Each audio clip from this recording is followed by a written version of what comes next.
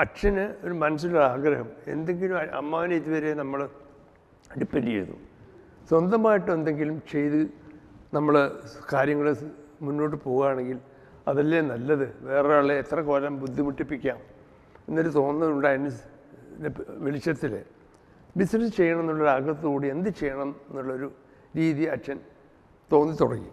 അപ്പോൾ അന്നത്തെ കാലത്ത് ജൂവലറി ബിസിനസ് എന്ന് പറയുന്നത് ആർക്കും അറിയാത്ത കാര്യമാണ്.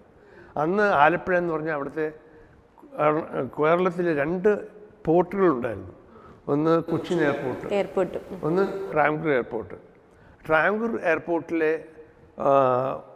ഒരു സ്ഥലമായ ആലപ്പുഴയിലാണ് അന്ന് അച്ഛൻ താമസിച്ചുകൊണ്ടിരുന്നത്.